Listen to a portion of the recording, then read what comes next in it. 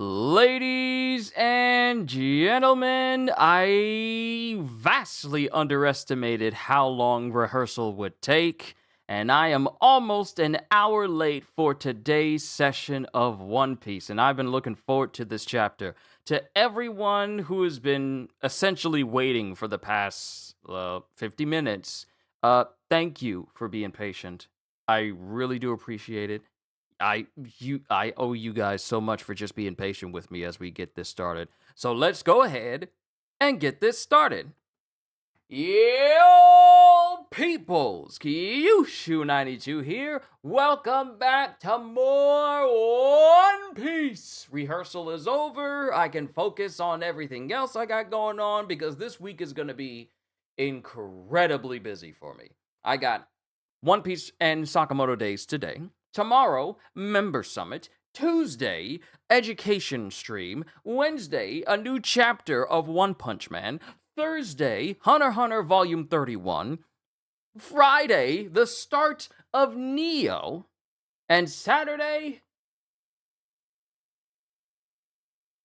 No, Friday is when I start reading the One Piece volumes that I started my reactions on. And then Saturday... No, Saturday is One Piece volumes. No, Saturday is One Piece volumes. Friday is Neo.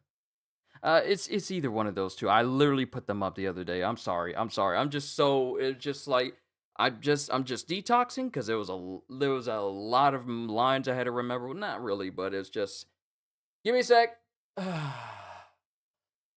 There's a lot I have happening this week. So I thank you for being patient. In the last chapter of One Piece saw Gunko momentarily break control from Imu.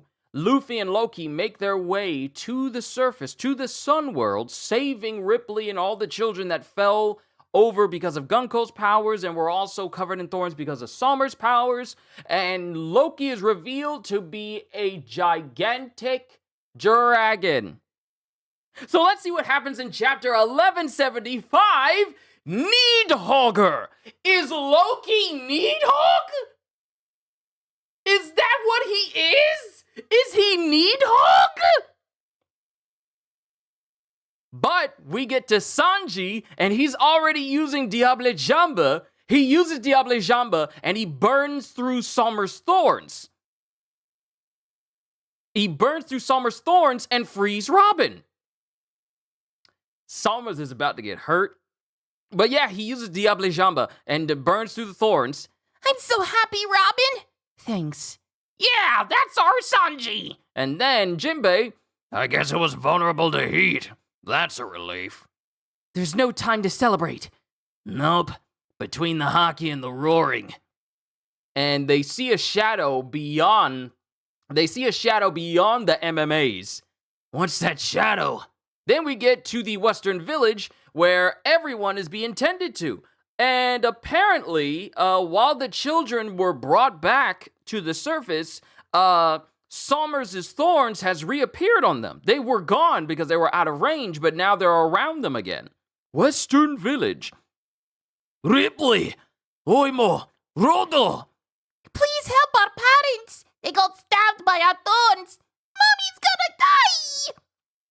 Loki! This village is in danger! Take the children somewhere safer! And then Loki, still in his big giant dragon form, goes, Not my problem. The only thing I'll do to people who climb on my back is dump them off. Now get off of me! Oh, it's Zoro! Hey, up here! And we see Loki. He literally looks like that. That's his whole appearance. He's just like a giant dragon, and he's got like bracers. He's got like a big cape on his back, even though he has like giant wings. And he has like a bracer. He's got like studded bracelets on as well. And then we get Jarl. Attention, Ilbath. All the children are safe. Thank goodness. And this is Nami. There are no longer any hostages. Good! And then Sanji. What took you so long? It is that dragon? Yeah, it's Loki. If you're here, then at least this place is safe. Sure, let's say that. Anyway, since you're all giant now, you guys should crush those dream monsters before they destroy all of Elbaf. Okay, got it. And then there's this da-doom sound, huh? And it's Oimo. It's Oimo. And he's right there with Anji. What's landing on us? They're thorns. Get the children inside. You fools are wasting your... You fools are wasting your time! Oh, it's Summers. Summers is dropping thorns on people. You fools are wasting your time! He followed us here? You're not supposed to be alive, you miserable cretins! Give me back my emotions! He's upset that they're all alive. On the other hand, this works for me. If the brats are still alive, I haven't failed yet. I can still take them to the Holy Land as planned. However... And Summers has basically turned his big old serpent thorn snake that he was riding on into like a conjoined multi-headed hydra that has like guns inside of their mouths. I can take them to the Holy Land as planned. However, I'll finish off those half-dead parents now, using my thorn launchers, of course. And he's aiming at the parents, and then the children stand in front of the parents with Colin going, "We won't let you do that! Now it's my turn to protect. Now it's my turn to protect Mommy! Me too! And me!"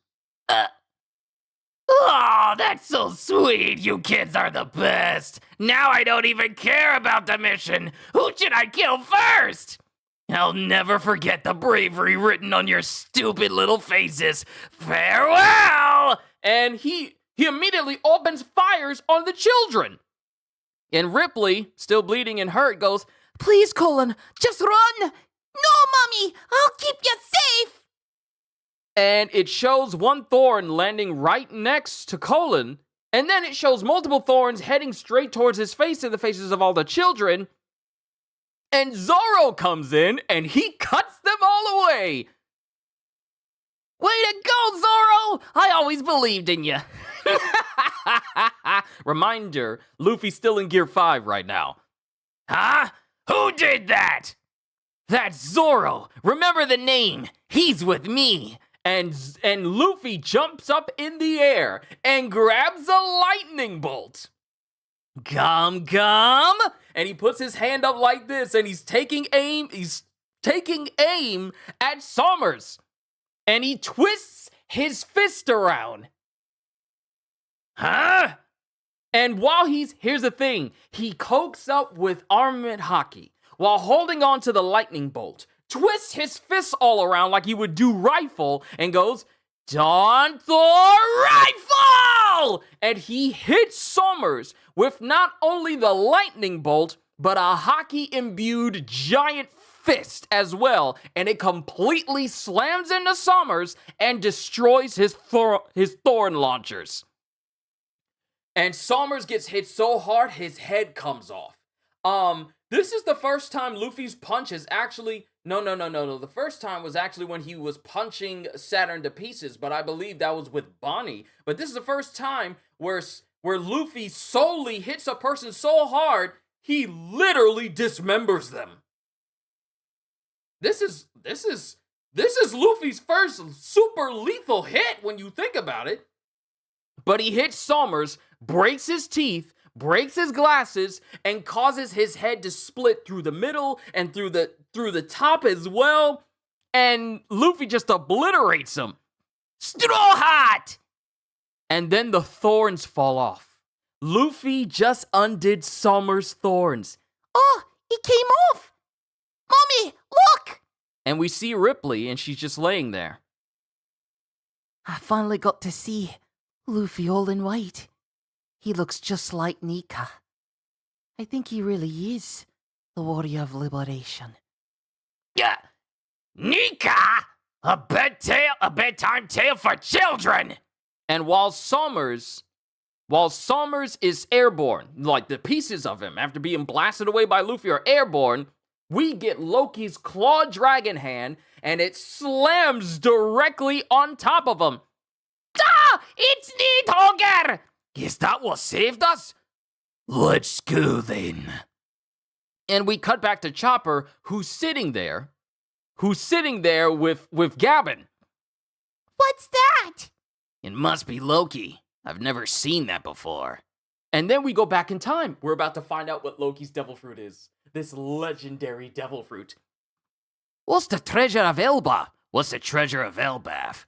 A devil fruit, a forbidden one. The dragon fruit, mythical type, Moldal Nidhogger. No matter who eats it, they will transform into the largest dragon in the world, and the maximum size of the beast corresponds to the one who eats it.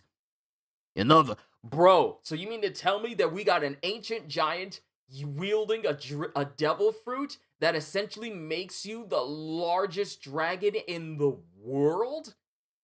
Oh, so this easily means he's bigger than Kaido. I said this before. He's easily bigger than Kaido. No matter who eats it, they'll transform into the largest dragon in the world, and the maximum size of the beast corresponds to the one who eats it. In other words, if a giant eats it instead of a human, or an ancient giant instead of a giant, the potential power of the fruit is extracted in greater measure.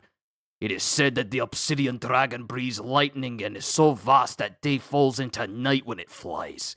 So, this is a devil fruit that grows stronger depending on the size of the person. A regular human, big dragon. Giant, giant dragon. Ancient giant, and Caligon the Black from Lord of the Rings. Bro! And he's saying this while he's speaking to both Gavin and Shanks back in this flashback. And due to the danger this power poses, you've been making sure no one can eat it? Not quite. If anyone tries to eat the fruit, the Guardian Hammer Ragnir blocks their attempts. In Elbaf, we have a legend about the warrior god. He wielded a weapon known as Ragnir, Iron Lightning, and turned into an enormous dragon to face off against the sun god. I hope this means my nose is not bleeding. It's not bleeding. It's just running. Whew. I got scared. My nose started trickling and I was all like, no, I don't need to bleed it right now. Okay, but I'm good. Roll it back though. In Elbaf, we have a legend about the warrior god. He wielded a weapon known as Ragnir, Iron Lightning, and turned into an enormous dragon to face off against the sun god. He fought alongside a trusted loyal ice squirrel known as Ratatoskr! Ratatoskr! I told you guys he's Ratatoskr! I told you he was Ratatoskr! I said he was Ratatoskr! I told you he was Ratatoskr! He fought alongside a trusted loyal ice squirrel known as Ratatoskr. In other words, without its master, Ratatoskr chose to inhabit his weapon instead, and waits for its owner to return. I'm sorry, what? Wait. Chose to inhabit the weapon? What? The ice squirrel chose to inhabit Ragnir the weapon itself? Huh? What? In other words, without its master, Ratatoskr chose to inhabit his weapon instead, and waits for its owner to return. So the legend says. And now, Ragnir, after an eternity of standing guard over the fruit, has finally chosen Loki. And it shows Loki wielding the power of Nidhogger, flying after the MMAs who are running scared of Loki. And Loki opens his mouth, and I feel like this is an even greater showcase of Borobretsu. He opens his mouth, and it starts crackling. It starts shining and crackling with electricity. And he lets out a blast. Thorheim! And he lets he lets off a blast that is so large it creates a mushroom cloud. And while this is happening, Emu, in control of Gunko, is witnessing all of the MMAs being utterly obliterated. And also sees Nika with Ratatosker on top of Loki.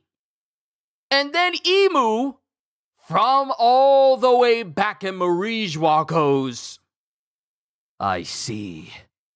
So, Needhogger, that's where thou were. Emu was trying to get all... Okay, so now this just puts into perspective that this is yet another power that Emu and the world government were trying to get. Needhogger, that's where thou art.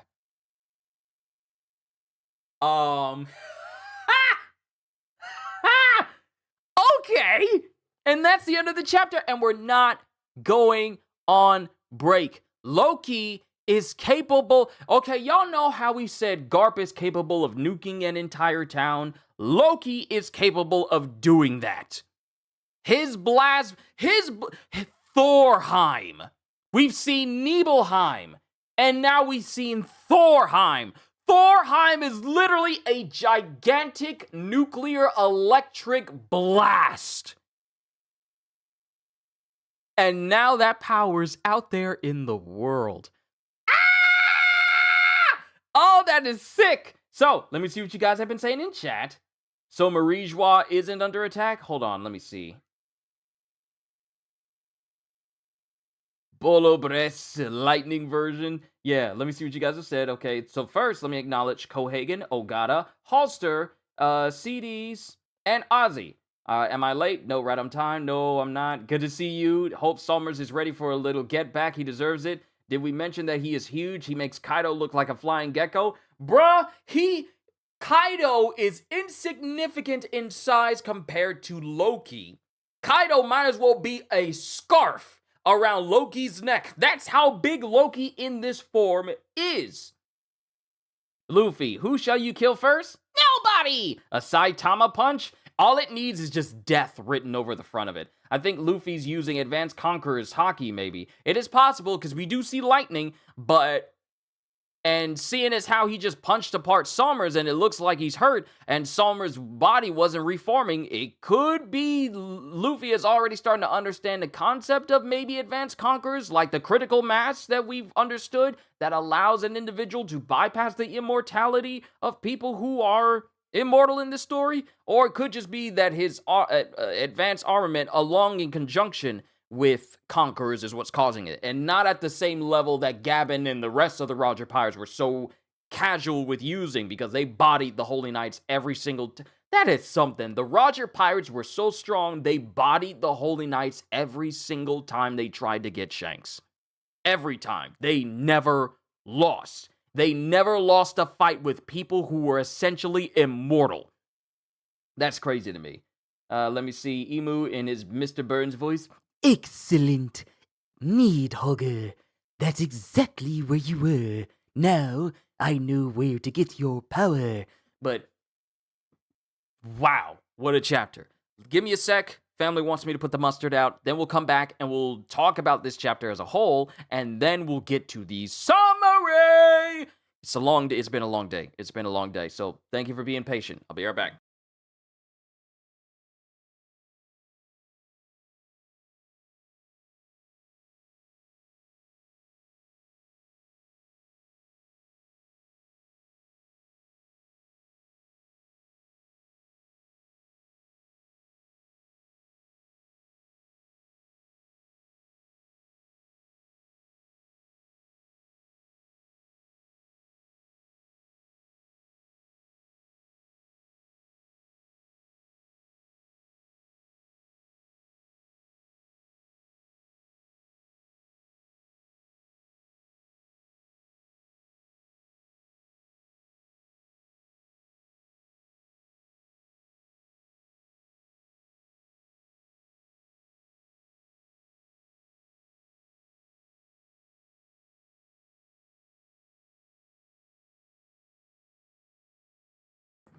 Thank you for your patience. Okay, So this whole chapter, first, the kids are safe. We find out what Loki is. He is literally chomping on the MMAs in his mouth because here, well, if Shamrock went back to the Holy Land, unless it's someone like the Revolutionaries or Blackbeard Pirates, I wouldn't be surprised if the thread has mostly been dealt with already. Wouldn't be surprised. But, so Marijois isn't under attack. I honestly feel I wouldn't say it's an attack, but something, I think it was something so important that they needed Shamrock back. But we don't know what that is. We don't know what that is. So, Robin has been broken out of the thorns because fire works well against plants. Then we get back to Ripley and everyone else. The children are recovered in thorns because they're within range of Summer's power. Loki is basically shown his whole body, and he easily eclipses all of the MMAs, because in this page, it shows the MMAs being absolutely terrified of him. Loki is now the nightmare, the living nightmare to these MMAs. Summers is trying to shoot more people. Yeah, he's trying to shoot more people because they're still alive, and he's upset. He's upset that everyone is still alive, and he was robbed of his satisfying emotions of watching people die. So that happens. Then he tries to gun down Luffy and company, and when he tries to aim at the parents, the children stand in front to shield their own parents. These children stand in front to shield their parents, and Zoro comes in and cuts apart all of the thorns and stops them. And then we get a brand new move from Luffy, which is essentially Gum Gum Dawn Thor Rifle, which is essentially, Gum Gum Rifle, but it's also imbued with lightning, and it's also imbued with armament hockey as well. And he just hits Summers with it, and Summers' entire body just splits apart, just from the punch itself sent out caused like a miniature explosion right on Summers, and his body parts are flying everywhere. And then while this is happening, he gets hit so hard that his ability to maintain his power subsides. All the children are freed from the thorns, so no kids are being kidnapped at all.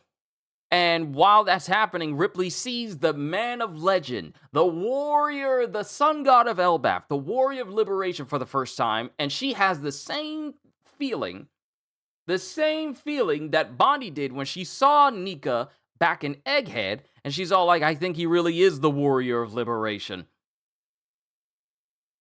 And then Summers hears the name Nika saying like a bedtime tale for children. And while he's saying this, Loki comes in and literally splats him on the ground. Mind you, there is a sound effect saying that he literally got crushed to cause a splat sound. Now, I don't know about you, but the time I hear when someone gets crushed into the ground and it's a splat sound, it means that something hit the ground hard enough for the insides to be outside. Whether it's a tomato, whether it's like a watermelon, whether it's like a piece of fruit or a piece of meat, or maybe even a water balloon. Once it hits the surface and it goes splat, that means that something that was supposed to be inside is now outside. So Summers has been summarily squashed into the ground by Loki. Now, whether this killed Summers remains to be seen. And everyone is scared, it's Needhogger! Is that what saved us? And then Loki just goes, let's go then. And then Chopper is just listening to Gabin going like, what's going on? What is this? And it's Jarl who goes, it must be Loki, because I incorrectly said that it was Gabin, but the speech bubble is pointing away from Gabin, and I believe this is Chief Jarl saying, it must be Loki. I've never seen that before. And this is when we learn what that devil fruit is. The dragon fruit mythical type model Needhogger. Which means that when I was talking about Needhog, I was already on the right track. It wasn't Velnafolder. He is Needhog.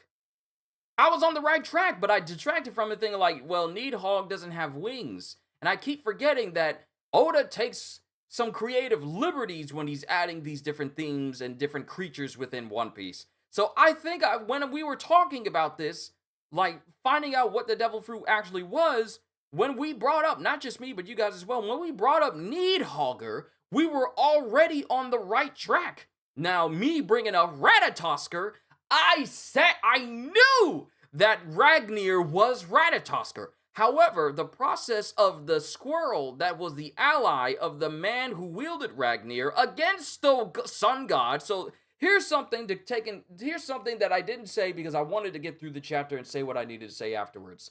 The last user of the model Needhogger devil fruit fought someone with the model Nika fruit. This is like someone fighting, who was it?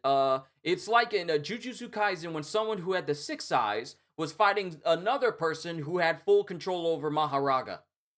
It's literally like that. These two insurmountably large powers were fighting against each other. So we have the power of Needhogger going up against the power of Nika, and they were fighting against each other. In Elbaf, we have a legend about a warrior god. He wielded a weapon known as Ragnir, Iron Lightning, and turned into an enormous dragon to face off against the sun god. He fought alongside a trusted, loyal ice squirrel known as Ratatosker. In other words, without its master, Ratatosker chose to inhabit his weapon instead and waits for its owner to return.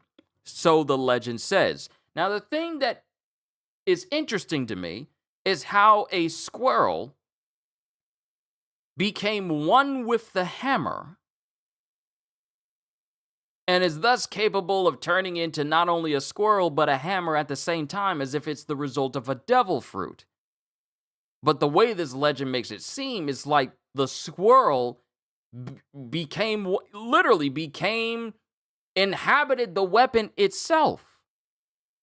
We don't know of anyone willingly inhabiting something to become that thing and being able to turn back vice versa unless it's the result of a devil fruit before. This is the first time we hear someone hear something like a creature becoming part of a weapon and it's not directly related to a devil fruit being imbued within them. This isn't like an inanimate object gaining the powers of like a Zoan devil fruit, like the Bazooka Dash Hound of Mr. Four, or Funkfried of what is his name? Spandam, or Cerberus in Shamrock Sword. We don't see that being described as, we don't know the whole process of how these inanimate objects gain devil fruit powers.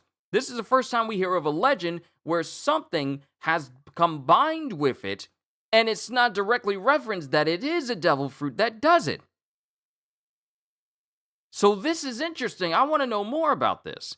So, while this is going on, so says the legend, and now Ragnir, after an eternity of standing guard over the fruit, has finally chosen Loki. And Loki is seen flying across the sky, chasing after the MMAs, commanding lightning to come down and zap all around them while it's also snowing, while Luffy is having a good old time on top of Loki, just laughing, and Ratatosker is just chilling, just watching. Then he opens up his mouth and uses a move called Thorheim, and I'm gonna be honest with you, I love Garp. I love Garp as a character, but I feel like Loki's Thorheim is way bigger than the blast that Garp did with Galaxy Impact. I'm just gonna be real with you. I feel like this is like from Godzilla -1, where we see him use the atomic breath, and there's a mushroom cloud, and we see the shockwave just tear through the city. This is that moment. Thorheim is literally the -1 atomic breath scene. And while this is going on, Emu is watching as the MMAs are getting decimated. And then back at Marijois, because Emu is inside. Emu's inside the room of flowers going, "So, Needhogger, that's where thou were." So apparently Emu was searching for the power of Needhogger. Because think about it, if the world government ever got their hands on the power of Needhogger, and let's say it was given to an individual who had a covenant with Emu and served them greatly, then this power would be absolutely devastating in the hands of the world government if they ever got their hands on it. They couldn't get their hands on the Nika fruit, and I imagine they were trying to get their hands on the Needhogger fruit as well. So now we have two devil fruits that the world government has been possibly been searching the world over to get their hands on. And what do we know about Zoan fruits? They seem to have a will of their own, while the fruit of Nika has been seemingly purposely evading the world government all these years. I wouldn't be surprised. Well, I wouldn't say that the Needhogger fruit was avoiding them, because it's been in Elbaf this whole time, and it's just that no one's been able to get into Elbaf to get their hands on the fruit itself. But still, just this slight speech from Emu just tells me, oh, you had other intentions for this Needhogger fruit, didn't you? So, with that, it's not Usopp's fault that Oda isn't highlighting him in this arc yet. I know. Of course it is. He's literally the largest dragon. Oh no, I know. But it's just crazy how much. Can you imagine seeing this part?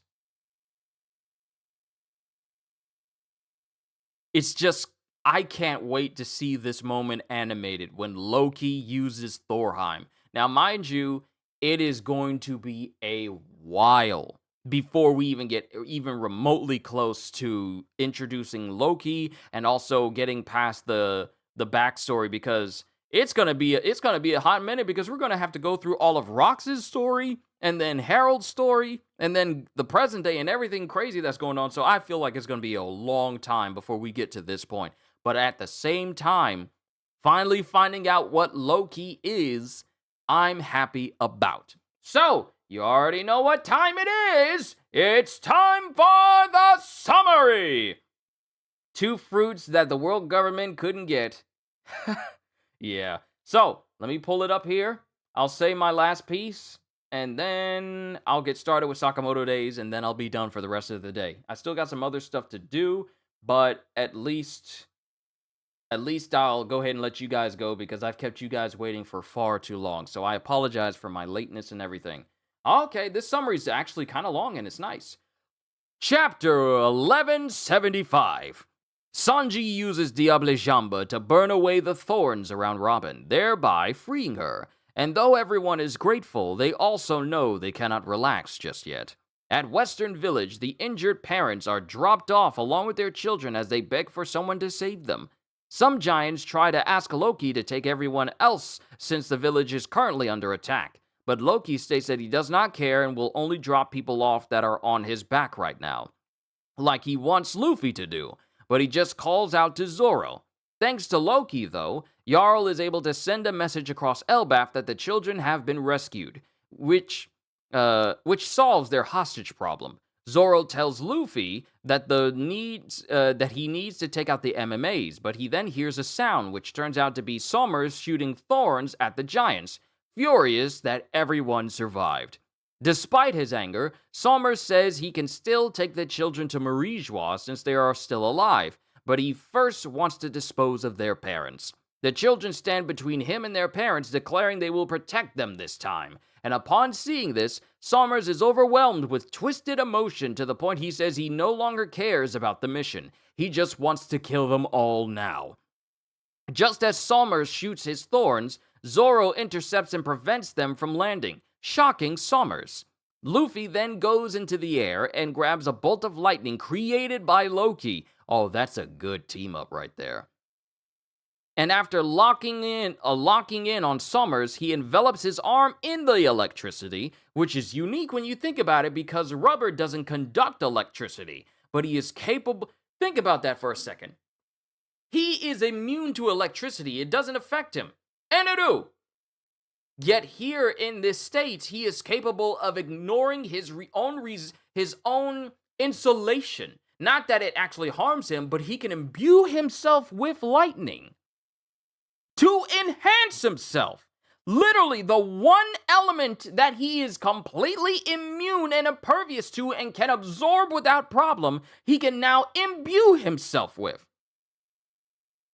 And after locking in on Somers, he envelops his arm in the electricity and punches Somers with Gomu Gomu no Dawn Thor rifle, which is so powerful it blasts Somers to pieces and causes his thorns wrapped around the children to disappear.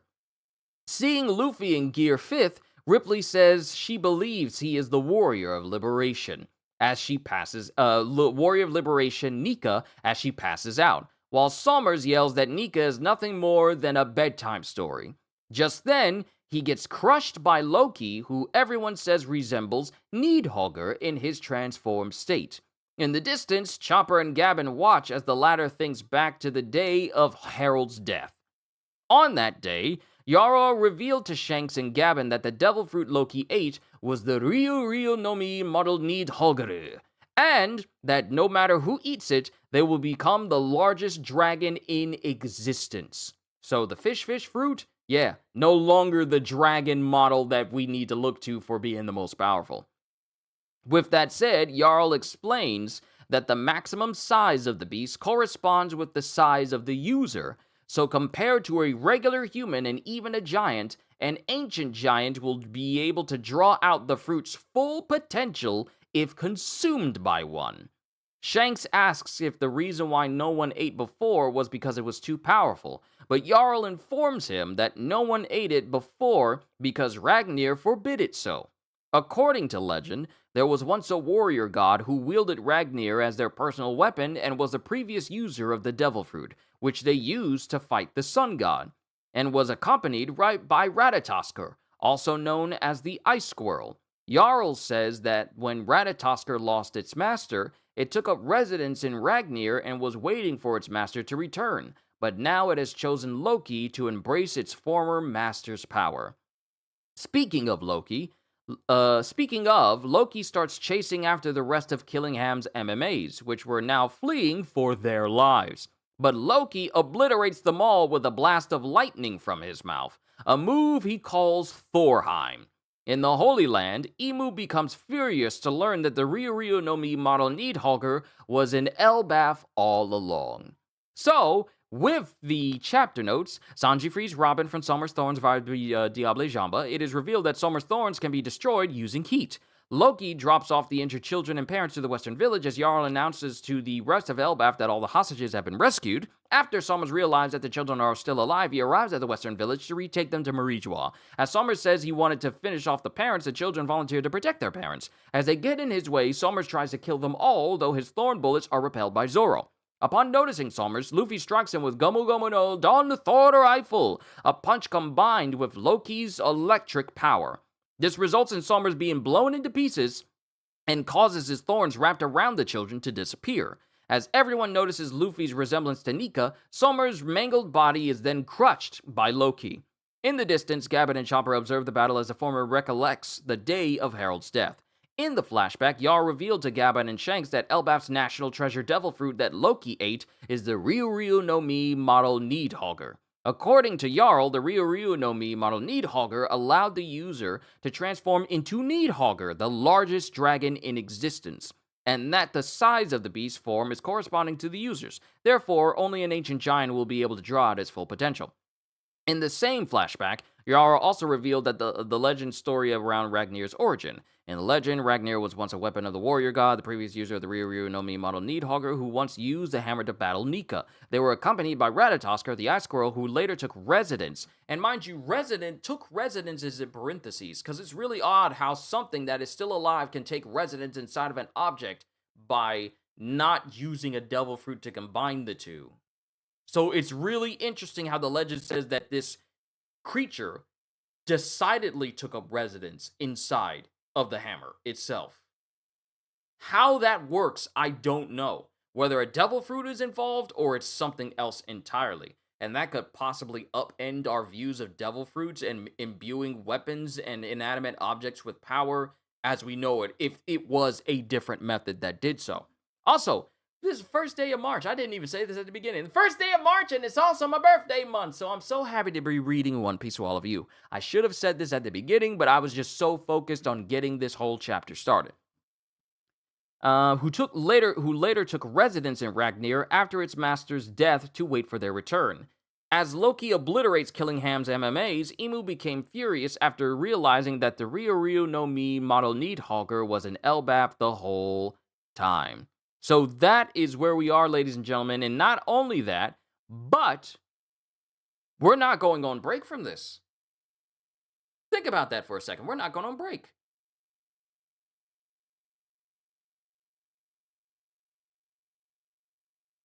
It's weird how this thing doesn't want to work properly. Okay, there we go. Let me see what you guys are saying. Also, Q, there's no Sakamoto days today. It's on break. Oh, it's not? Oh, thank God. Wait, is it? Is it?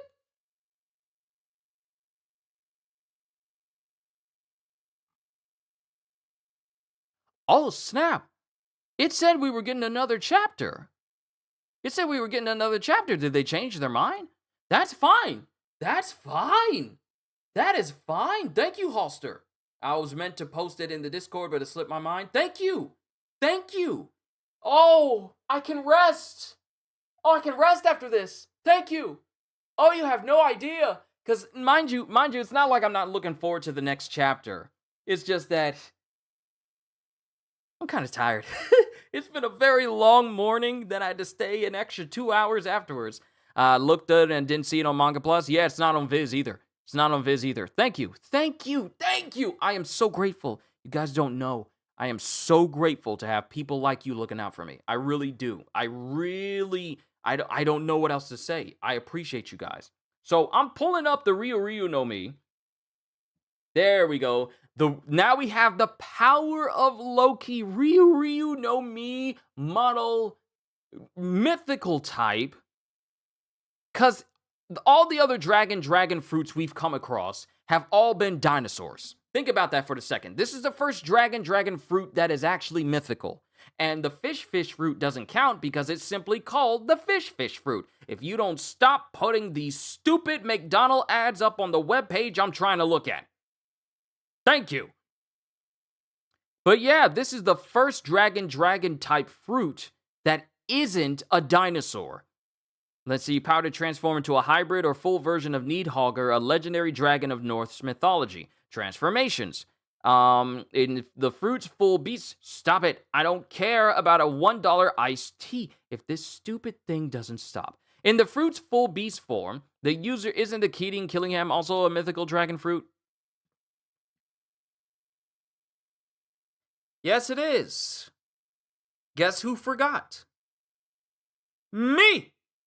So, I'm so glad you guys are here to correct me when I'm wrong. Thank you. I don't have Tekking's perfect recollection of everything that's in One Piece. I don't. But I thank you for being patient with me. No, Killingham does have a mythical type dragon fruit as well. But this one is the biggest. Loki's the biggest. So, in the fruit's full beast form, the user is transformed into a massive four-legged dragon said to be the largest in the world. When used by Loki, who stands as one of the largest giants alive in the present day, the Needhogger's dimensions can be easily estimated at hundreds of meters. Not even San Juan Wolf is this big. The only thing bigger than Loki is Zunisha, and that's it. Dwarfing entire Elbaf villages and being regarded in legend as being big enough to bring darkness by blotting out the sun.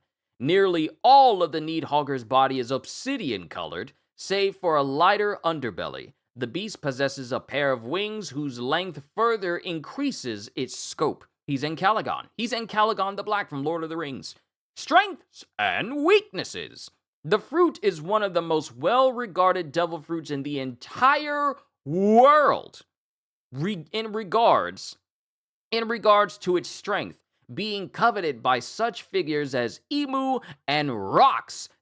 Bro, this means that he wanted to get his hands. Wait a minute. So that's Rox wanted to get his hands on the Needhogger on the Needhogger fruit because it would help him take over the world. Can you imagine Rox getting the Needhogger power? Because from what we've seen, Rox didn't have any power. He didn't have any devil fruit powers. Can you imagine Rox and his ferocity wielding this power that Loki has right now? We still don't know what the other fruit was. Many assume, and I assume that it was going to be the Yami Yami no Mi, but the other fruit that Rox wanted to get his hands on, now we know what it is. It is literally a gigantic dragon of destruction that is capable of changing the weather and also shooting out electric blasts that are capable of devastating miles. Literally entire acres of land as if it's nothing at all. Such as figures as Emu and Roxy Zebek to aid in their goals of global conquest. Upon obtaining the fruit, Loki was able to use the transformation to physically overpower his father Harold with ease, mauling him with the Needhogger's claws, which inflicted injuries that were slow to regenerate despite Harold's immortality. So that's interesting to note here. As far as we know, Loki was not using conquerors while he was in this beast form. So this particular beast is capable of subtly, I don't know how, but maybe it has an effect on injuring those who are immortal. And imagine if Rox had the dark fruit with Harold alongside him having consumed Loki's devil fruit, they would literally be the strongest in the world. You know how Blackbeard says that with the Quake fruit and the dark fruit, I am now the most powerful man in the world. I'm invincible. I'm the greatest. But imagine if Rox got his hands on the dark fruit, and then Harold joined him with the Needhogger fruit. Well, he wouldn't eat it, though, because he wanted Harold to eat it, since Harold eating it would make it way bigger than if Rox ate it. So imagine Rox wielding the dark fruit, Harold wielding the Needhogger fruit. They would be unmatched. Because with Rox having the dark fruit, he'd be able to go up against any devil fruit user, and since his strength is monstrous, it would be essentially Blackbeard versus Ace, but he's doing that against everybody. And since he's so vicious, I want to say he's way more vicious than his son. Way more vicious. Can you imagine Rox having the dark fruit and people like Emu, who it's still up in the air whether or not Emu has a power, if he's like a literal demon, or he has the powers, or he has a devil fruit power of one. But can you imagine Rox and Harold teaming up and they have the power of those two devil fruits together? Can you imagine just how different the world of One Piece would be if that power was unleashed? Give me a sec, family's calling in.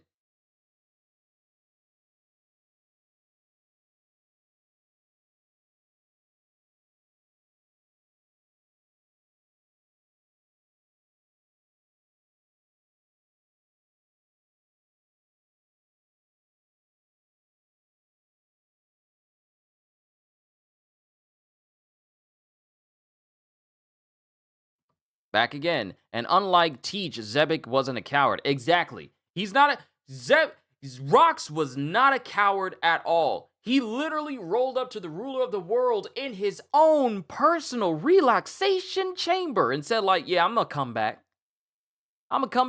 There's a theory that Emu has a Umibozu as a devil fruit.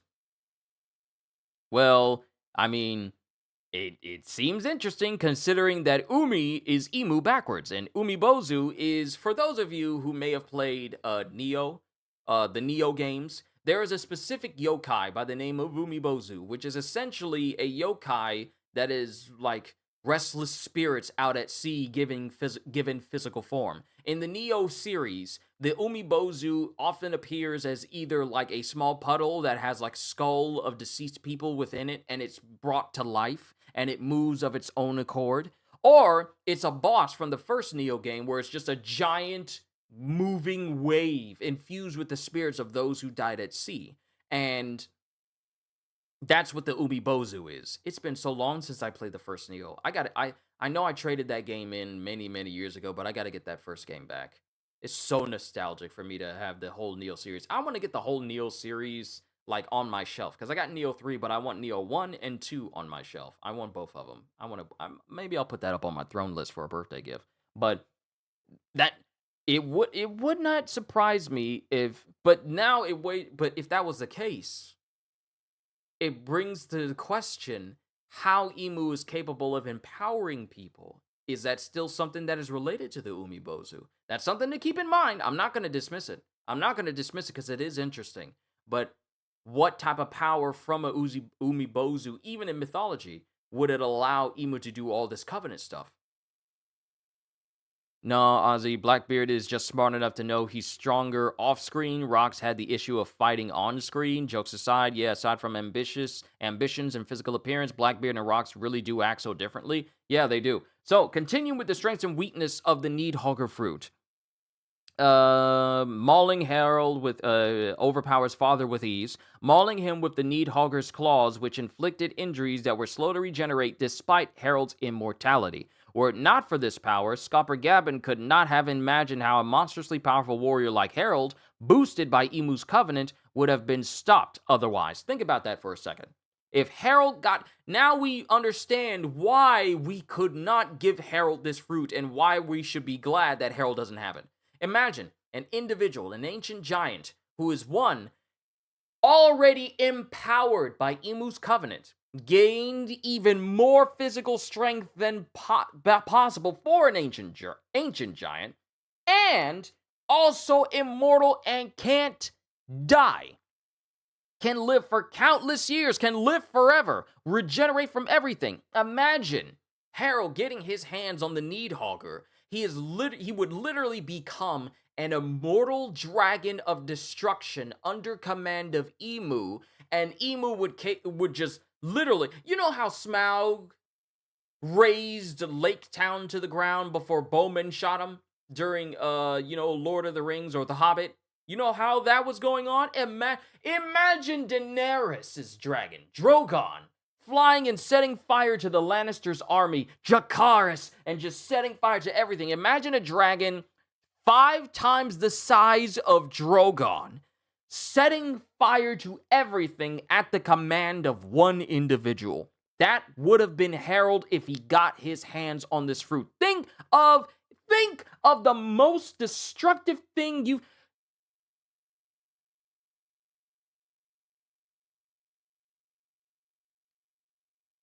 Imagine Ghidorah. King Ghidorah. That is essentially, if I want to be real with you, I want to say that King Ghidorah might be a good representation of just how much destruction would have been caused if Harold got his hands on that fruit and was left under control of Emu. Just imagine. I'd rather not think about it. That's terrifying. Imagine a King Ghidorah, but is capable of unleashing atomic blasts like Godzilla. And it's a single head Ghidorah. Actually, you know what? Imagine if Godzilla was just straight up evil and had wings. Just straight evil and had wings. That is literally the size of Loki, and that's the power. That's the power. The power of Godzilla and the mobility of King Ghidorah. That is Loki. Imagine if that was Harold. The world wouldn't have been able to defend themselves at all. Literally a dragon of destruction, living Ragnarok, immortal, impossible to kill, and under the control of one individual who simply said that Lelusia would be the test site for an ancient weapon because it was closer. Now we can all collectively agree that Harold getting his hands on this fruit would have been the worst possible scenario for the entirety of the One Piece world. Because this would have been destruction at a whim, at Emu's whim, whenever they felt like it. I'm so glad that they beat Harold. Because just thinking about all the destruction we could have seen, Lelusia would have been minuscule in comparison. you know how Oda said that the events of Wano and Egghead and all these other events would make the War of the Best, the Marineford War, look like it was just like a playground battle? No, the destruction of Lelouja would have been would have been absolutely would have been absolutely world altering.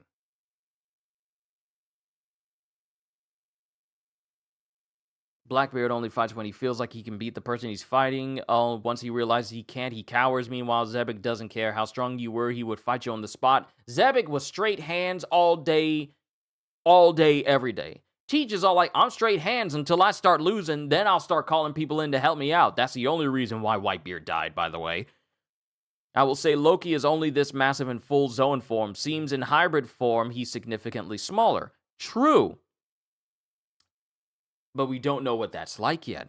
We've seen his full dragon form, and that's still though, that's still scary, because in his hybrid form, Kaido was much bigger than his base state. So even in his hybrid state, Loki is still gargantuan, just not as big as his full Zoan Needhogger state. That is crazy. That is crazy that he's Needhogger. I'm trying my best to look at this page, and it won't let me do it because this stupid ad is in the way. I don't care, McDonald's. The transformation grant the user the ability to fly. Additionally, they are capable of launching. Okay, all right. I see you don't want to cooperate. This thing's getting on my nerve. Cancel.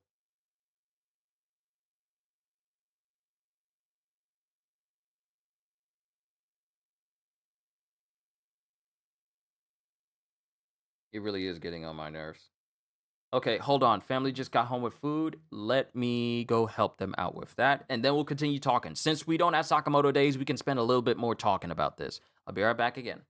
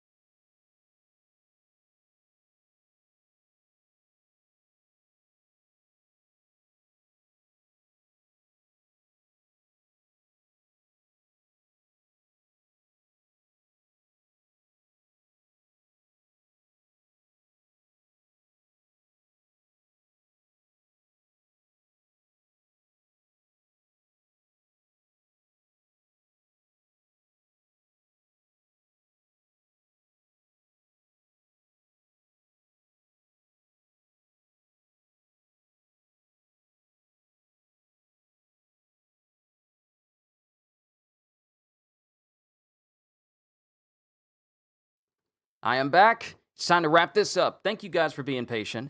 Let's see. Actually, imagine if we had ancient giants that were conjoined twins and they ate the Needhogger devil fruit. Would that Needhog have 2 heads? And if so, does that mean double the lightning breath attacks? Interesting. Interesting. Long live ad blockers. See, I'm looking at it on my phone and I don't know if they have that. But let's finish up with Loki and the Needhogger. I'll say my final piece and then I'll bring it to a close because I got food. So, let's see. The size of the user's beast form is dependent on the user's original size. Oh, wait a minute. The transformation grants the user the ability to fly. Additionally, they are capable of launching concentrated blasts of lightning from their mouths, inflicting tremendous damage on targets. With a single emitted blast, Loki was able to pulverize a group of MMA whose size dwarfed normal giants. The size of the user's beast form is dependent on the user's original size. A giant will have a larger beast form than a human, and an ancient giant will have an even larger transformation. Because of this, only an ancient giant can draw out the full potential of this fruit. Otherwise, the user suffers from the standard devil fruit weakness. And then we have the usages where let's see, Thorheim, because we already know how it is. With like normal wise, but techniques. Thorheim. In his full beast form, Loki gathers lightning inside his mouth before breathing it out into a beam attack that explodes as an enormously destructive ball of lightning. Loki first used this technique to destroy several MMA in the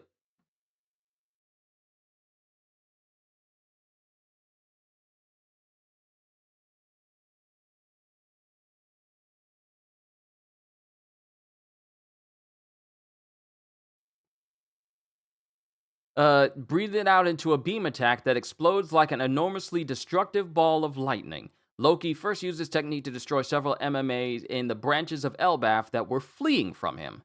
So, for the trivia, this is currently the only fruit in the Ryu series whose transformation is based around a creature fully considered a dragon in the real world, as the other models are based around dinosaurs and Kirin, the latter of which is typically regarded as a chimerical creature with traits of numerous animals. So this is the first dragon fruit in One Piece that is actually a dragon. All the other dragon types are just straight up dinosaurs or a mythical chimerical creature. But Loki with the Needhogger is essentially the first dragon fruit that is an actual dragon.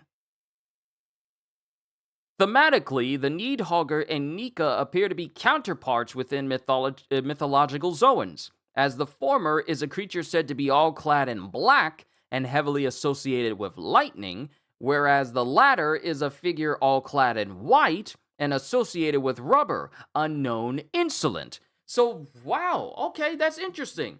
Luffy is paired up with a user that's using a devil fruit that is basically a counterpart to him. Luffy, clad in white, rubber, can insulate electricity. Loki, Needhogger, clad in black, and basically uses lightning as one of his attacks. Interesting. Yin and yang, Tui and La, push and pull, black and white, together to rid the world of one tyrannical demon.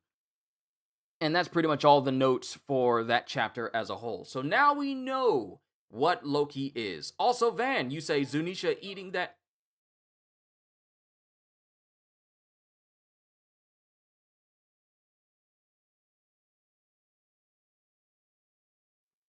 Zunisha eating that fruit would be the end of the world? Can you imagine an elephant eating a dragon fruit and turning into an elephant-dragon hybrid? It would be akin to It would be akin to Wizen from Asura's Wrath, basically enveloping the world. Instead of him being Needhogger, instead of Zunisha being Needhogger, Zunisha would be Jormungandr at that point. But it's crazy. It's crazy. All right, I got to bring this to a close because it's already been an hour and it's time for me to eat. And I'm just going to rest for the rest of the day.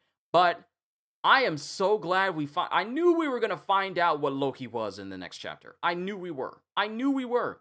But I am still perplexed by a couple of things, such as how Ratatoskr became to be able to live inside of the hammer of the warrior god of Elbaf, who used the Needhogger fruit against the previous user of Nika. Now, I don't want to say that Joy Boy himself was the one that fought the warrior god, because remember, Nika's presence has been prevalent, and showcased in the mural way back when, even before then. Because remember, some people see Nika as not only a god of liberation, a warrior of liberation, but also a god of destruction as well. So I wouldn't be surprised if in the ancient past, back before the world was raised by fire, I want to say, what if that was when the Nika fruit first took hold? And in the centuries, in like ancient days past, that's also when the Needhogger fruit was used by that warrior god of Elbaf itself, and they fought each other. Wouldn't it be crazy if they're fighting against each other is what caused the world to be raised by fire in the first place? And then the fruit goes into circulation, and then it gets into Joy Boy's hands. But the fruit, the Needhogger fruit, gets under lock and key so that only those of ancient blood and worthiness of using that fruit can actually use it. And therefore, Joy Boy is able to do everything he does during all those years. All those years until it gets to the point where the world government finally defeats him, and then we enter into a world where the world government has fully taken over, and they're trying their best to get their hands on this fruit after all this time. And apparently, Emu's been trying to get their hands on the Needhogger fruit as well as the Nika fruit, because what if they both opposed Emu? Because who knows how long Emu has been around? Wouldn't it be crazy if Emu was around even before the first 20? Because why would that be such a fruit you're looking for? Because here's the thing, you got to think about it contextually. Jarl is speaking of the fruit being so ancient, like in the many, many centuries. Who's to say that it goes past Joy Boy's time, even further into history? Because also think about this. We know that Toki came from 800 years ago, because she has the ability to travel through time. We know that.